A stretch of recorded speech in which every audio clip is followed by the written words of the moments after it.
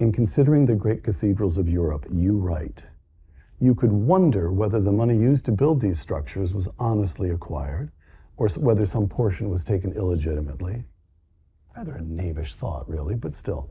You could do all these things and more, or you could stand back and admire the Sainte-Chapelle in Paris, the Cappella San Severo in Naples, the Duomo in Florence, just down the hill from where we're sitting now. Why should we not simply stand back and credit our good fortune to have inherited these things? These are a gift to all humankind, close quote. So the war on the West is, at least in part, a war on what? Do you want to say a Christian inheritance? How? Well, obviously the Christian inheritance is a huge part of it. I mean, as Tom Holland already said, what I regard as, Tom's a historian of the ancient world, and if I was to give myself a self-appointed title, I'd say I was a historian of the present. I mean, I'm trying to work out always in my books what's going on in our era. And one of the things that seems to me undeniable of the last 20 years, for instance, has been actually an attempt to deny what Tom proves in his book. We have wanted to show that we didn't need the Christian inheritance, even to say that it wasn't there, that we could get there through other ways, that the ancients were enough, or that the Enlightenment was enough. There was a sort of willed effort to not need Christianity. And I think there's an interesting question there of why. And there is an answer to that, which is something that's been posed and is known as Bokenforder's dilemma, which is, can a culture continue to exist if it has cut itself off from the thing which gave it birth? Now, the answer to that question may well be no. Could be yes. And the analogy I tend to use is maybe it's like soaring off the roots of a tree that you're sitting in. However, it means that there is a desire on the part of some people to say, actually, that's not the tree that we're on. I think Tom's work proves, of course it is. Of course we dream Christian dreams. We swim in Christian waters. We're Christian whether we like it or not.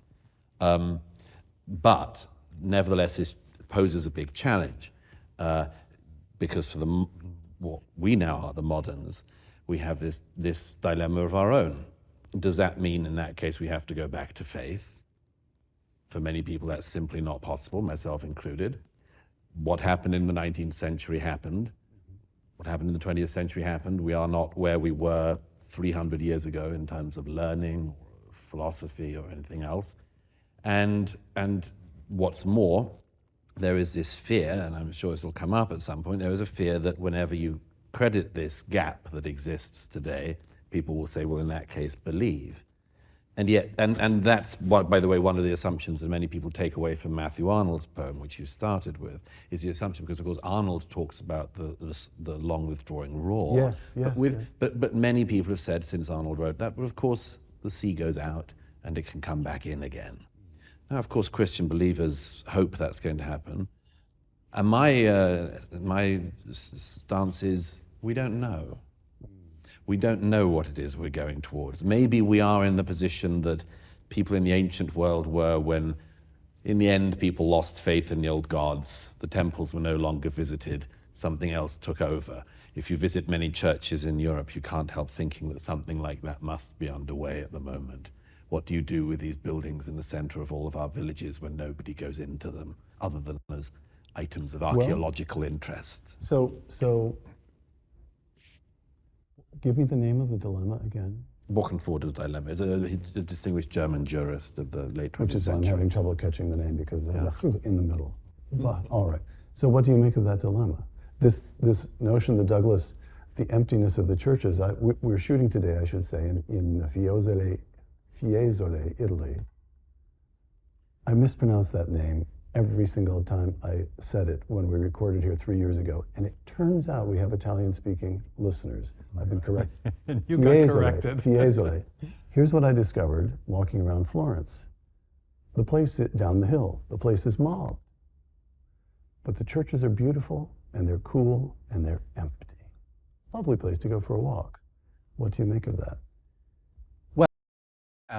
the repudiation or the decline of institutional Christianity. The paradox is, my paradox, for what it's worth, is the Holland paradox. That in itself is an expression of the distinctive character of, let's call it Western Christianity, Latin Christianity. At the molten core of Christianity is the idea that you can be born again, that you can be washed in the baptismal waters and emerge a new being. And what happens very distinctively in the Latin West, in the 11th century through the 12th century, is that this paradigm is applied to the whole fabric of society. It becomes the ambition of radicals who seize control of the bishopric of Rome, the greatest see in the Latin world, that they will cleanse the whole of Christendom, that they will purge the radiant white robes of the church from the grubby, pouring hands of kings and emperors who also claim a stake in the dimension of the supernatural. And over the course of the Middle Ages, we see twin dimensions emerge. One of these dimensions is what, since the time of Augustine, has been described as the cyculum, which literally means the flux of time, people born on the flux of time heading towards oblivion. That is the fate of fallen mankind. How can mankind be redeemed from that? Well, it can be redeemed by the religio, the bond that can join us to the eternity of heaven. And that is what the church provides. So for the reformers, there are these twin dimensions of the cyculum and religio. And over the course of the Middle Ages and then into the Reformation and into the modern period, this emerges to become idea of the secular and then of there being something called religion. But what happens in the Middle Ages is that the kind of the larva of that initial rebellion, that initial process of reformatio, of reformation, calcifies. And the rebels of one age become the elites of another. And this generates the revulsion, Luther's revulsion, Calvin's revulsion, that generates the Reformation.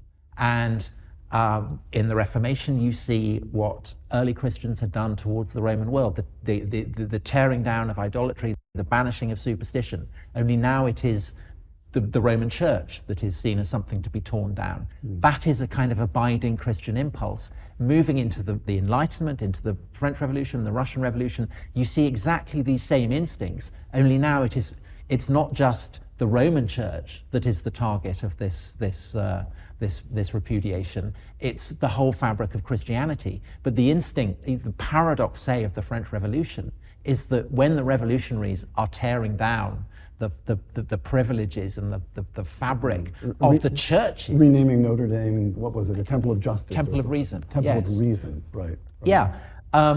They're doing it for deeply, deeply Christian reasons. And that's why, I said at the beginning of this, that there is, I think, a kind of inherent trend within Christianity that moves towards atheism, because, even before Christianity, the impulse of the Hebrew prophets is to condemn the gods of the Egyptians or the Babylonians as so much stock or stone, and to tell people that there is no divine manifest in springs or on the top of hills. The reformers are doing that in the Reformation. Materialist scientists now are doing that. The process of banishing the super, of desacralizing the world, is an incredibly Christian one. Surely we have, I say surely as if I'm sure of this. I'm not. René Girard would draw the distinction between Christianity proper and hyper-Christianity, which seizes upon, and this was Girard's, the point you just made, as far as I understand it, was extremely close to, if not exactly the same point that René Girard was making, which is that hyper-Christianity is actually quite dangerous. There's a notion of egalitarianism in Christianity. The communists take that value and blow it up and lose the sense of proportion, lose the larger context of values. It becomes a secularized form of religion that has so Douglas no writes in The constraints. War of the West, as Christianity has withdrawn, so one new religion in particular has found its way into the cultural mainstream. It is the new religion of anti-racism. With other grand narratives collapsed, the religion of anti-racism fills people with purpose and a sense of meaning. To eliminate Christian belief, how to put this? We cannot go back to a pre-Christian world. Just a fascinating interview and discussion. there between Douglas Murray and Tom Holland. And basically, where is the nature of how was civilization shaped? Was it actually shaped relatively? Did it come from on the backs of the Roman Empire, the Greek Empire, the Ottoman, the Persian Empire?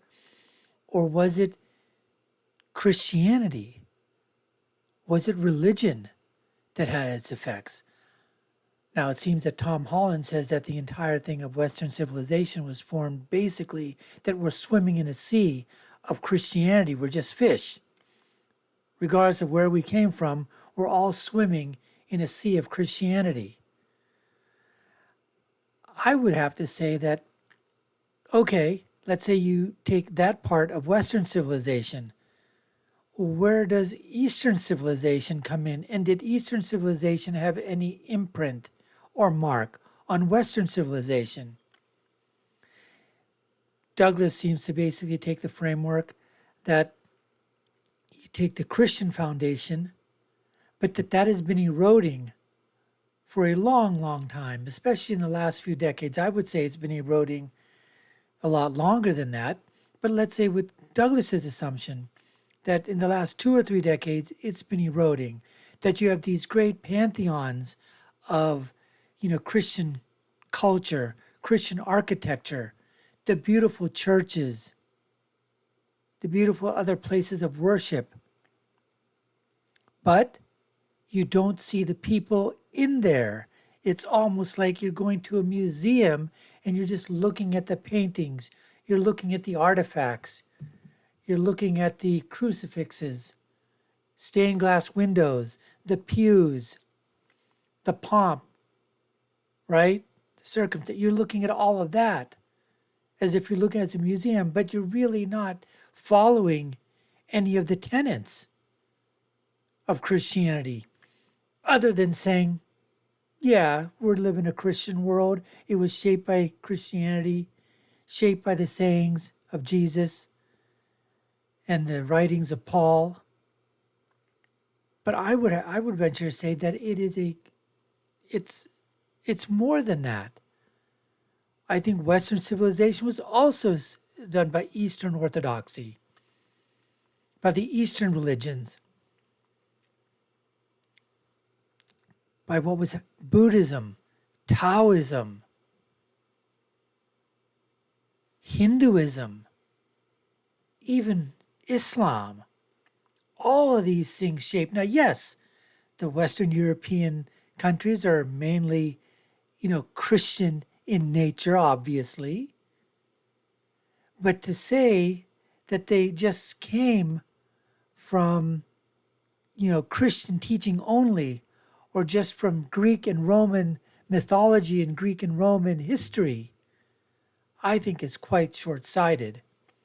But then again, these are Western historians, and they've got to get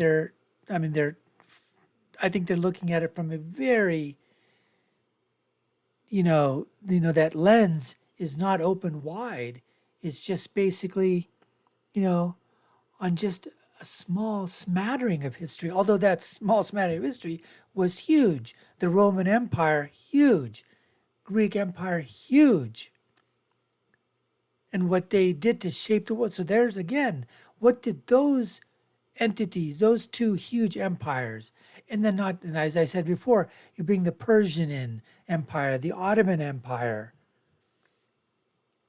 the Chinese influence at that time and afterwards. Did they not have some shaping of this world in which they're basically saying we're swimming in a sea of Christianity? Anyways, folks, we appreciate you taking the time to watch. You've been watching the Dr. Nasir Shaikh Show. I've been your host. My name is Dr. Nasir. If you haven't done so already, we'd love for you to subscribe to the channel. Like, share, and follow. You all know what to do. Take a look at our video links above and below. Put your comments down. Love to hear what you have to say. And my final thought is always, when you're right, you're right. And when you're left, you're wrong. Until next time, folks, take care and stay safe.